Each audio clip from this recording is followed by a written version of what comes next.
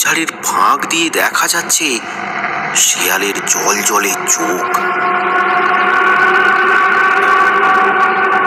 তাদের ডাক যেন বুঝিয়ে দিচ্ছে রাত হয়েছে, এই পথ দিয়ে এখন আর কেউ এসো না।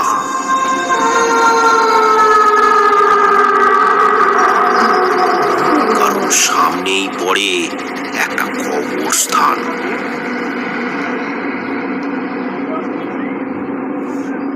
এই কবরস্থান নিয়ে গ্রামের অনেকেরই নানান সব ভৌতিক অভিজ্ঞতা হয়েছে, তাই এই পথের এতটা বদনাম।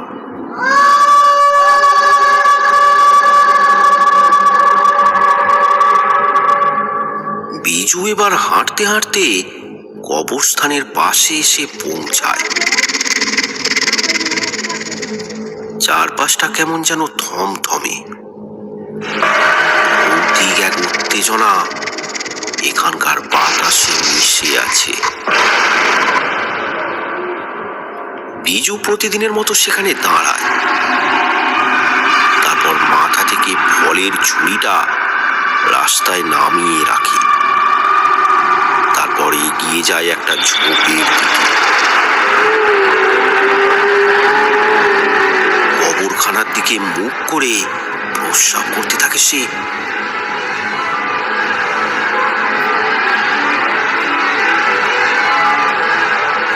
এমন সময় সেখান দিয়ে একটা লোক যাচ্ছিল। সে ব্যাপারটা দেখে অবাক হয়। সে ডাক দেয়, এই ভাই, এই কি করছো কি? বিজু ঘুরে তাকায়, তারপর হাসতে হাসতে জবাব দেয়, কেন দেখতে পাচ্ছ না কি করছি? তুমি কি অন্ধ নাকি? দেখতে পাচ্ছ না একটু দূরেই কবরস্থান? আরে কবরস্থান তো সামনে, এটা তো আর কবরস্থান না। আমি প্রতিদিন এখানেই হালকা হই। আরে আরে আরে ভূত জিনের ভয় নেই তোমার? এই বিজু সব ভূত টুত মানে না। কই তোমার ভূতকে ডাকো তো দেখি, একটু আলাপ পরিচয় করব। হ্যাঁ, বলে কি? রাম রাম রাম রাম রাম রাম রাম রাম রাম রাম। যত সব ভিতুর দল। ও আবার তো দেখছি অনেক ফলই পচে গেছে, যাই ফেলে দিই। বিজু প্রতিদিনই এখানে তার ঝুড়িতে পচে যাওয়া ফলগুলো ফেলে দেয়, আজও তাই করছে। তারপর আবার তার ঝুড়ি মাথায় তুলে রওনা দেয় বাড়ির উদ্দেশ্যে।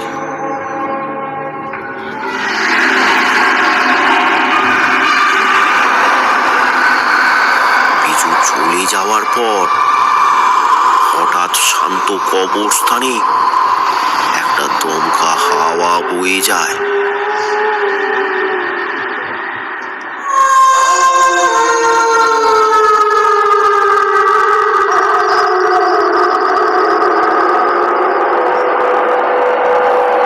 বিজু হাঁটতে হাঁটতে পৌঁছায় পাড়ার চা দোকানে।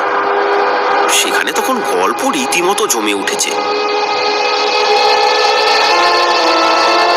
রতন খুঁড়ো ভূতের গল্প বলছে, আর মদন কানু ভোলা চা খেতে খেতে সেটা হাঁ করে শুনছে। বিজু এসে চা দোকানে বসে।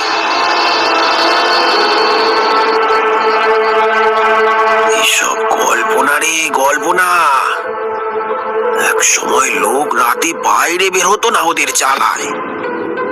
রাতে এরোর নাম ধরে ডাকতো, আর যেই ঘর থেকে বেরোতো শেষ হয়ে যেত।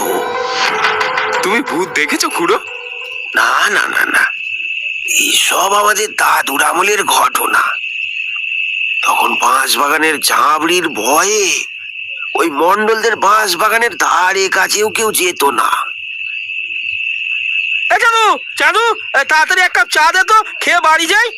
না হলে সব আজগুবি গল্প শুনতে শুনতে কানের পোকা বেরিয়ে যাবে। ওই একখান বীর পুরুষে এলে বলি, এসব কথা বলতে নেই, বলতে নেই। এই রাত বিরেতে তেনাদের নামে এমন কথা বললে তারা কিন্তু জিনিসটা ভালো চোখে দেখে না। বাদ দাও তো খুড়ো, ওকে বলে কোনো লাভ নেই। আরে ও তো কোনো কথাই শোনে না। ও নাকি কবরখানার পাশে ওর পচা ফলগুলো ফেলে। শুধু ফল ফেলি না, একটু হালকাও হয়ে নি ওখানে। বিজু, অতি সাহস কিন্তু ভালো না। আমাদের বাপ ঠাকুরদারা যে সব বলে গেছে তা কিন্তু ফেলনা নয়। এই যে তুমি ফল ফেলে আসো, হ্যাঁ, কবরস্থানের সামনে যে তুমি ফল ফেলে আসো, এটা কিন্তু ভূতেদের উৎসর্গ করা বলে। তারা যদি তোমার পেছনে পড়ে তখন কিন্তু কেঁদেও আর কুল পাবে না। কেন, পাশের গ্রামের মানিক সে নাকি পাগল হয়ে গেছে। ও তো নাকি কোথায় প্রস্তাব করেছিল, তাই জিন ওর উপর ভর করেছে। এই নাও চা।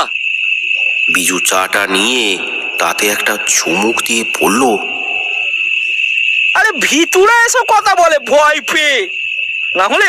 না হলে এতদিনে তো একদিনও শুনলাম না কেউ ভূত দেখেছে।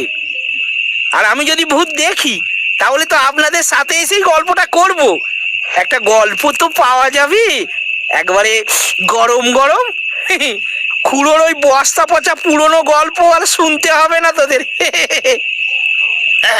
ফাজলামি করছে, হ্যাঁ, ফাজলামি হচ্ছে, চ্যাংড়া কোথাকার। ये परफेक्ट है।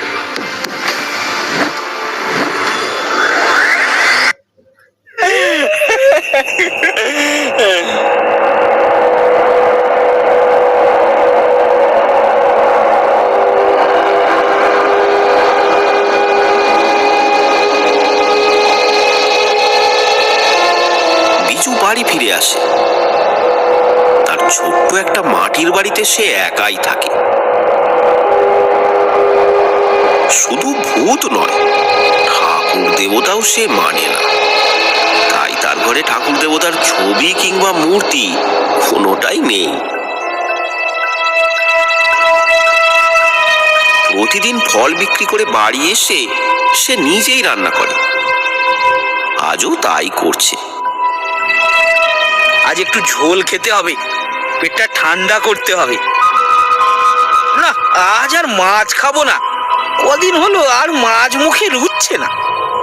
গত কদিন ধরেই সে মাছের কোনো স্বাদ পাচ্ছে না, কেমন যেন জলসা লাগছে। তা হয়তো তার শরীর খারাপ, জীবের স্বাদ চলে গেছে। ব্যাপারটাকে খুব একটা গুরুত্ব দেয় না বিজু।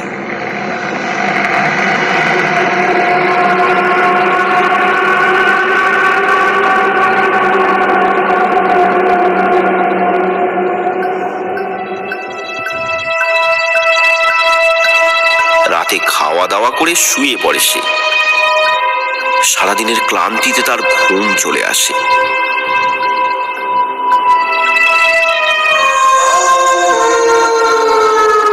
গভীর রাতে তার বাড়ির চারপাশটা হঠাৎ যেন কেমন থমথমে হয়ে যায়। তার বাড়ির চালে তারা যেন ঢিল মারতে থাকে। কারা যেন তার বাড়ির চারপাশটা ঘুরে ঘুরে দেখছে, কি যেন খুঁজছে তারা। এত শব্দতেও বিজুর আর ঘুম ভাঙে না।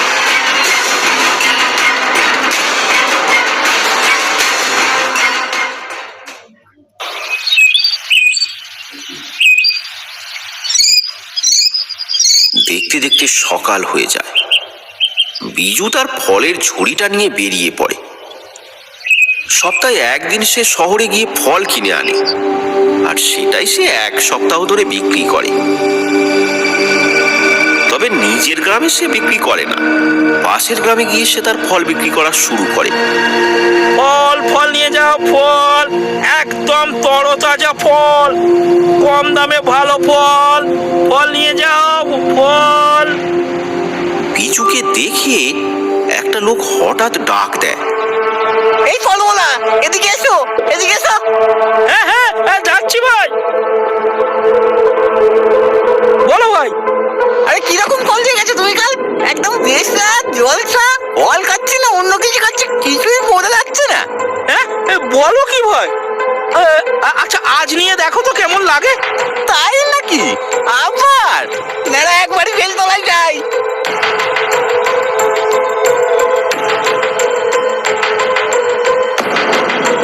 লোকটি চলে গেল। বিজু মনে মনে ভাবলো, এই রকম অভিযোগ মাঝে মাঝেই আসে, হয়তো তাকে দেওয়া ফলগুলো একটু খারাপ। যাই হোক, সে গ্রামে গ্রামে ঘুরে আবার ফল বিক্রি করা শুরু করে।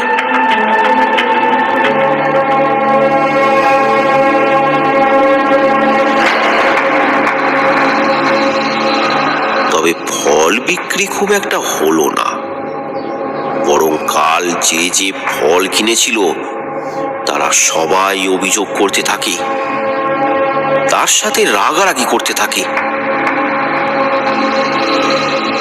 না, কালই শহরে গিয়ে ফল কিনে আনতে হবে। আর যে কটা ফল আছে ফেলেই দেব, তার আগে একটা খেয়ে দেখতে হবে।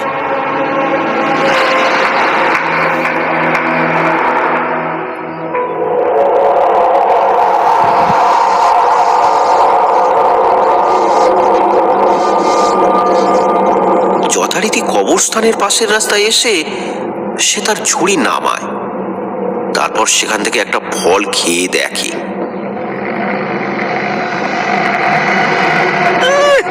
সেটাই তো, এ ফল খাওয়া যায়, তবে আমার তো আবার এখন জিভে স্বাদ নেই।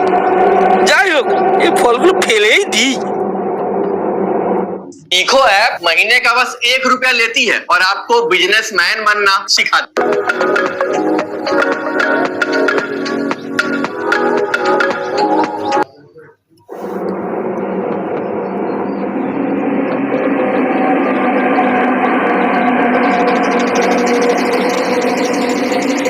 ফলগুলো ফেলে বিজু বাড়ি ফিরে আসে।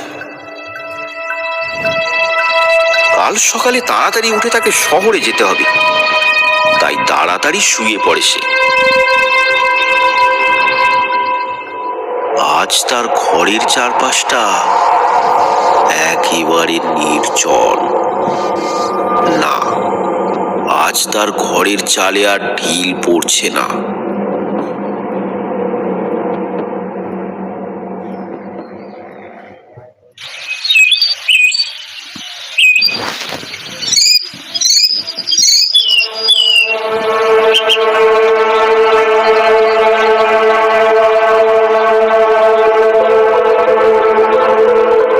পরদিন সকালে বিজু রওনা দেয় শহরে। ব্যাটার দোকানে গিয়ে আজ একটা হেস্ত করেই ছাড়বো। আমি এত বছরের খদ্দের, আমাকে খারাপ ফল দেওয়া।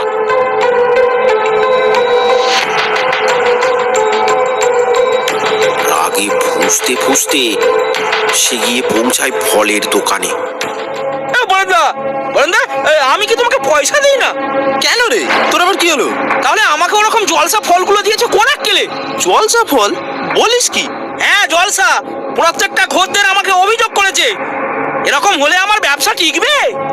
দেখ বিজু, ওই ফলই তো আমি আরো 10 জনকে দিয়েছি, কই তারা তো কেউ কিছু বলেনি। তা আমি জানি না, এবার কিন্তু আমাকে জলসা ফল দিও না। এবারের ফল যদি খারাপ হয় তাহলে আমি অন্য দোকানে চলে যাব। দূর পাগল, নে নে একটা আপেল খেয়ে দেখ তো। আমি তো কয়েকদিন ধরে আবার জিভে স্বাদ পাচ্ছি না, শরীরটা খারাপ। তুমি খেয়ে দেখো। আচ্ছা দাঁড়া। এই তো কি মিষ্টি, তুইও খেয়ে দেখ, মুখ ছেড়ে যাবে। বলছো? হ্যাঁ গো বরেন্দা, কি মিষ্টি গো। দাও দাও দাও, কেজি 10 দিয়ে দাও। আপেল, কলা, কমলা দিয়ে ঝুড়ি ভর্তি করে বিজু সেখান থেকে রওনা দেয়।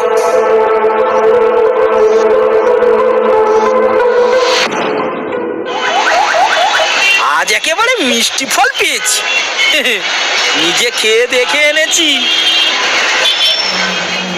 কিন্তু ফলের স্বাদ তো আমি ঠিকই পেলাম, তাহলে কি আমার জিভের স্বাদ ফিরে এলো? তা ভালো, আজ মাছ খাবো। কতদিন যে মাছ খাইনি।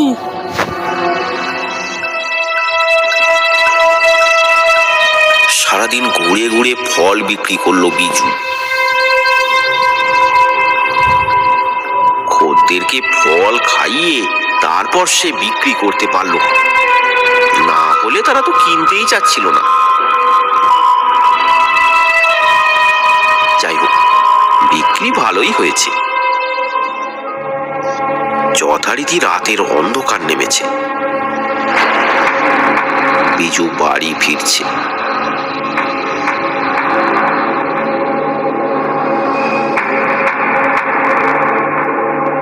বাড়ি আসার পথে বাজার থেকে একটা ছোট দেখে মাছ কিনে নেয় সে। জিভের স্বাদ না থাকলে বেঁচে থাকার কোনো মানেই হয় না। আজ মাছ ভাজা দিয়ে জমিয়ে ভাত খাবো। ঝুড়ি মাথায় নিয়ে হাতে মাছ দোলাতে দোলাতে বিজু খুশি মনে বাড়ি ফিরছে। কিন্তু তার ওই এক রোগ, কবরস্থানের পাশে আসলেই তার যেন পেটে টান ধরে।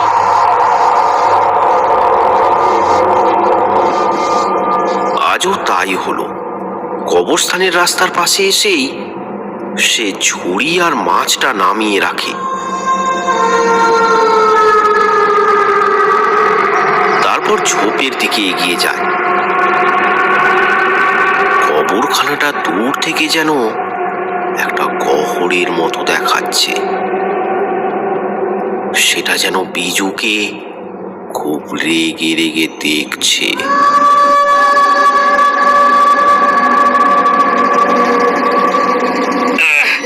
যাক বাবা, কাজ হলো। আর বাড়ি যাই, আজ তো আর ফল নেই ফেলার মতো। বিজু চলে যায়। কবরস্থানের চারপাশটা যেন নড়ে চড়ে ওঠে। একটা দমকা হাওয়া বয়ে যায় সেখানে। দূর থেকে কবরের বেড়াগুলো চকচক করে ওঠে। পাশের ঝোপ থেকে শেয়ালের দল ডেকে ওঠে ভয়ানক ভাবে।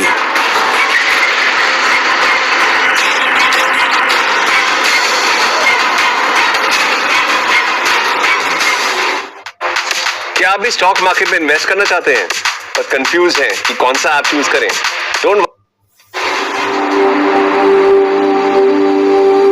বিজু হাঁটতে হাঁটতে এসে পৌঁছায় চা দোকানে।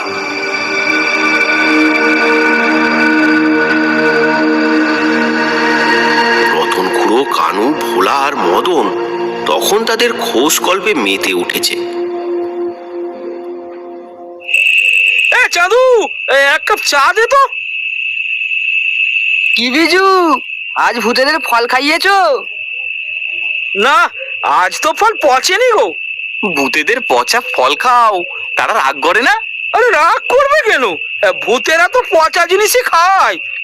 এই যেমন পচা ব্যাং, পচা মাছ। এখনকার ছেলেরা ভূত ভগবান মানে না। এদের যে কি হবে।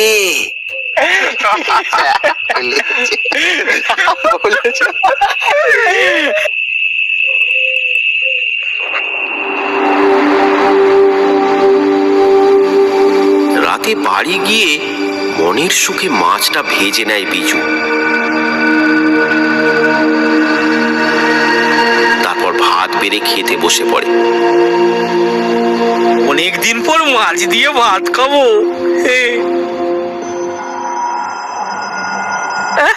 মাছটার কোনো স্বাদ পাচ্ছি না তো। এত সুন্দর মাছ, নাকি আমার জিভের রোগটা আবার শুরু হলো? ও হবে হয়তো। মন খারাপ করে বিজু তাই খেয়ে নেয়।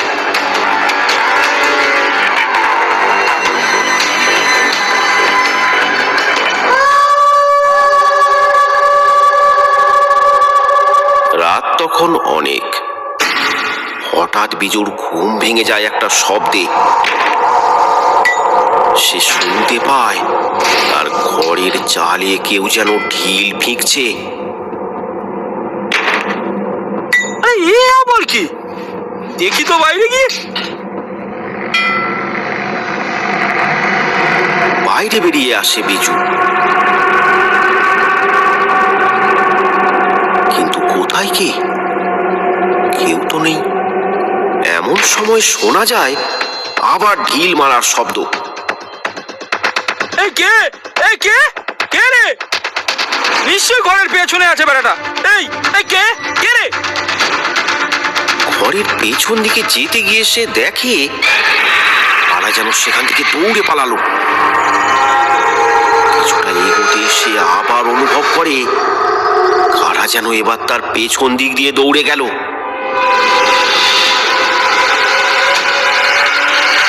আমার সাথে লুকোচুরি?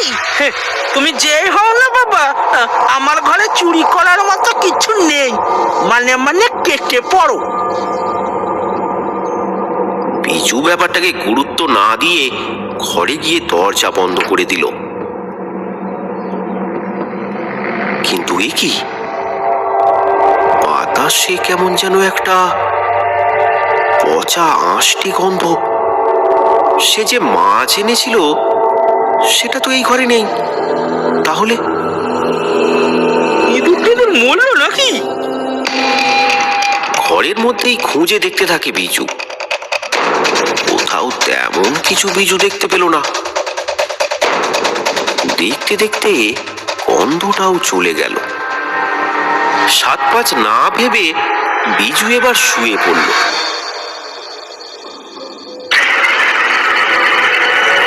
কিছুক্ষণ পর দেখা যায় তার ঘরের চারপাশটা ঘিরে আছে কিছু ছায়া মূর্তি। তারা কেউ দৌড়াচ্ছে, কেউ বা হাওয়ায় দুলছে। এমন সময় দূর থেকে পেঁচা ডেকে ওঠে। সেও যেন এই অবিশ্বাস্য ভুতুড়ে ব্যাপার দেখে খুব ভয় পেয়েছে। কিন্তু বিজু এসবের কিছুই টের পায় না। সে এখন নিশ্চিন্তে নিদ্রা যাচ্ছে।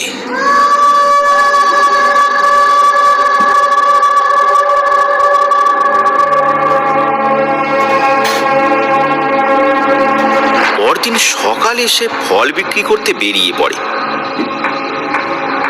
সেই পুরানো খদ্দেরের সাথে তার আবার দেখা হয়ে যায়। দাদা দাদা, আজকে ফল নিন না, খুব মিষ্টি ফল, একবার খেয়ে দেখে নিন। তাই?